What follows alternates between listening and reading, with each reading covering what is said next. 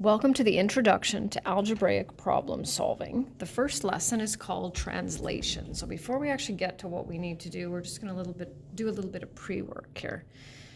So my suggestion to you would be to choose a variable, and you can mix and match them if you want, but I recommend picking just picking one and sticking with it. I think X and N are the most common. Doesn't really matter though, as long as it doesn't look like a number, because we don't want to mix that up. So for the translation, you can see it says a number. So that's going to be our X or our N. It doesn't really matter which one we use. And then we have to take that and we have to add it to 3. So a number added to 3, that's how that would be translated.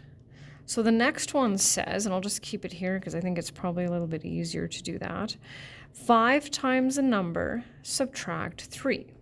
So we translate word for word from left to right with one exception, and we're not there yet. So 5 times a number, that's our number, subtract 3. Next one says 4 more than. And I find the best way to help students once we get into the actual problem solving is to point and you translate. So how do we translate 4? More than twice a number. That's what it says. I'm just reading what's on the left side so I don't have to slide and go back and forth. The next one says 8 times a number.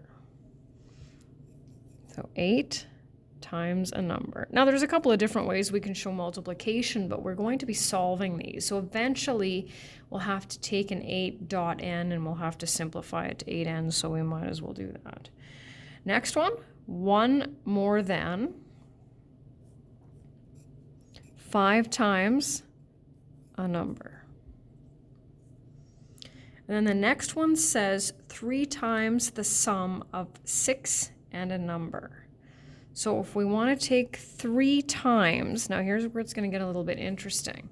So sometimes we'll have to multiply by, I'll say a number, one number, and other times we'll have to multiply by a binomial. And we know that we have to take what's outside the binomial and multiply it by both terms. So 3 times, that's a guaranteed way to make it work.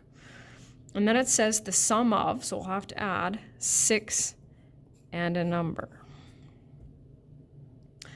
A number increased by 7. A number increased by 7. A number decreased by 11. And the next one says twice a number added to 9 times a number. And then there's 3 more to go on this one. -10 times the sum of a number and 4. And then this is the only one that I use that works backwards. So I'm going to slide back over here, and it's this one right here, right? So if you think of 6 less than 10, that's 10 minus 6, right? So that's the one that we have to remember to put them in reverse order, and we can't translate from left to right. So you can either just remember that it's backwards, or you can go 6 less a number. And then the last one says 2 less than 8 times a number.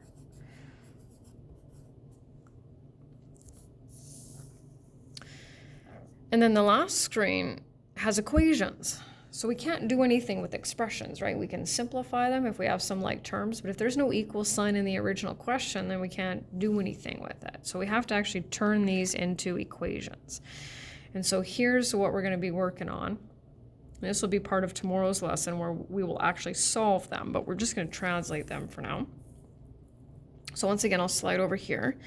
The sum of a number and 2. So the sum is the answer we get when we add. So the sum of a number and 2 is, and so that's our verb. And our verb is almost always the equal sign, 16. The next one says twice a number, added to 10 equals 100. 3 times a number added to 6 is the same as 1 more than twice a number. And this, of course, now that we've translated that, that's variables on both sides, right? So we'll solve that, but we'll do that tomorrow. 8 times the sum of a number and 5. So 8 times the sum of a number and 5 equals 4 more than 4 times a number. So now we've got the brackets, right? We know what to do with that, and then we've got variables on both sides.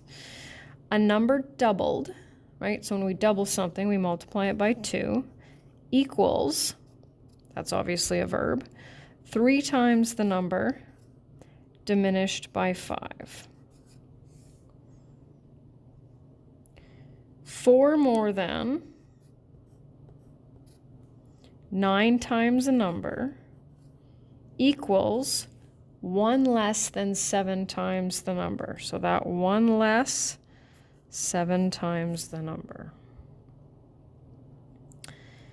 And this last one, 19 added to 5 times a number is the same as 81.